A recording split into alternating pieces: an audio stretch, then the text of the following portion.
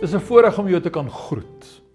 In hierdie reeks oor die seisoene van die lewe en die laaste paar weke spesifiek oor winterseisoen, wil ek graag vandag met jou oor 'n baie interessante aspek van die winter praat, 'n belangrike aspek. En dis die belangrikheid om 'n plek in jou winterseisoene te hê of in jou lewe te hê waar jy kan oorwinter. Nou jy weet, in vergangene dae moes mense wat ver gereis het dikwels elders oorwinter, veral in Europa weens sy ongure weer. So verwys Paulus in Titus 3 vers 12 na 'n geleentheid toe hy besluit het om in Nikopolis in Griekeland te oorwinter.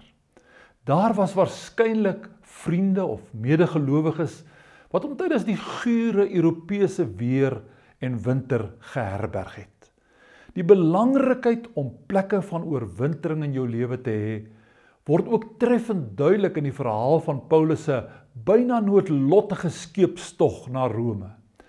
Omdat hulle nie 'n geskikte hawe kon vind om te oorwinter nie, waarvan ons daar lees in Handelinge 27 vers 12 tot 14, is die skip deur die stormwind wat Euroklidon genoem is, meegesleur, totdat dit uiteindelik naby die eiland Malta gestrand het. Dit is so belangrik dat ek en jy 'n hawe sal hê waar ons winters kan deurbring.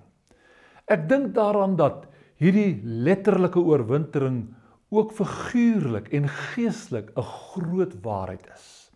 Die vraag is of ek en jy in die winters van ons lewe ook 'n plek het, iemand het om by te oorwinter. Die Bybel sê mos daar in Prediker 4 vers 9 en 11, 2 is beter as 1.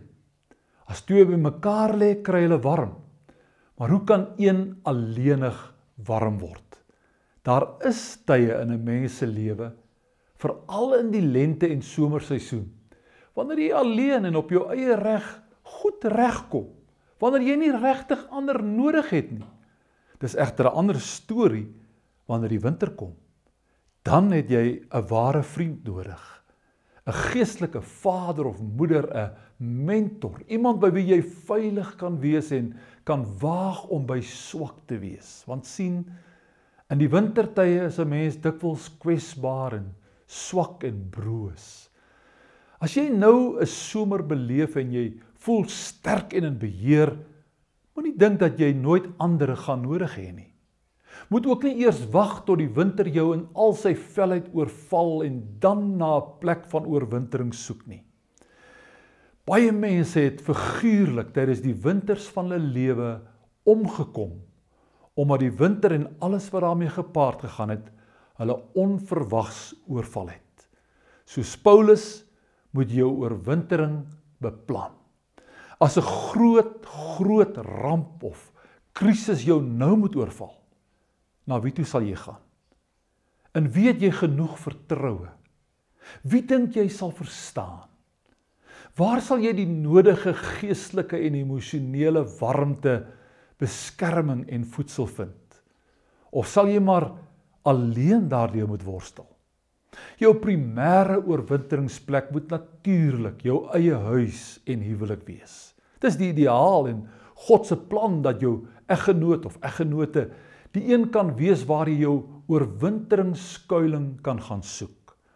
Daarom kan 'n mens ekstra deernis en begrip hê vir 'n bejaarde wat in die winter van die ouderdom sy of haar huweliksmaat deur die dood verloor. Dan het 'n mens mekaar sekerlik die heel nodigste. Op 'n stadium 'n klompie jare gelede het ek 'n relatiewe kort maar strawwe wintertyd beleef. Ek sal die oggend nooit vergeet nie, toe ons as gesin saam ons eie huiskerk gehou het. Ek was geestelik en emosioneel broos en verwese, amper depressief. Terwyl elkeen van ons gesinslede gebid het, was daar 'n besondere teenwoordigheid van die Here. Terwyl ek nog met geboë hoof by die tafel gesit het, te ontroerd om op te staan, het my vrou en kinders spontaan rondom my kom staan en hulle arms om my geslaan, asof hulle my wou beskerm en hartroerend vir my gebid. My en hulle trane het vrylik geloop. Ek het meer as ooit tevore besef dat my gesin vir my 'n hawe is soos geen ander nie. Dis die mense wat my die liefste het, die meeste vir my omgee, wat vir my ook in my swakheid ken, en by wie ek wil wees wanneer ek swak is. Die hele gedagte om 'n plek van oorwintering te hê, het vir my opnuut betekenis gekry.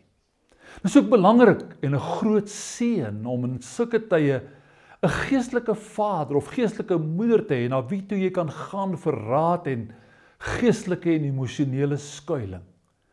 Dis 'n tyd waar en wanneer ware vriendskap en broederskap tussen gelowiges van die allergrootste betekenis is.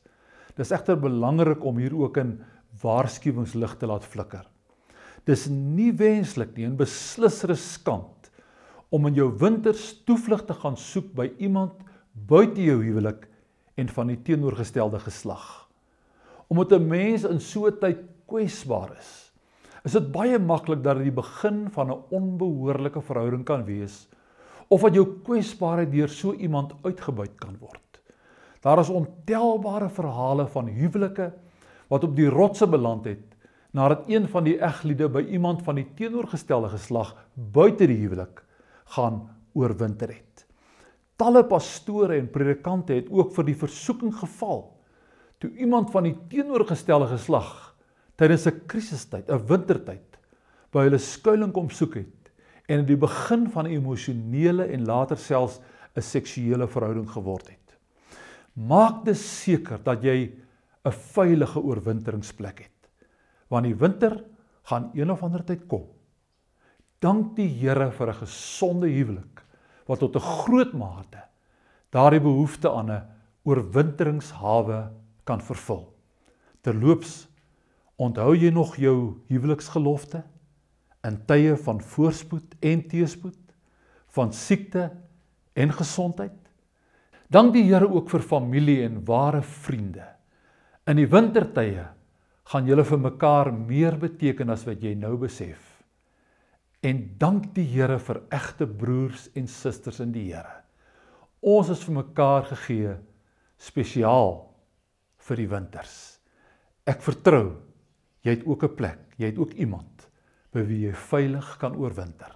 Sterkte in jou wintertyd.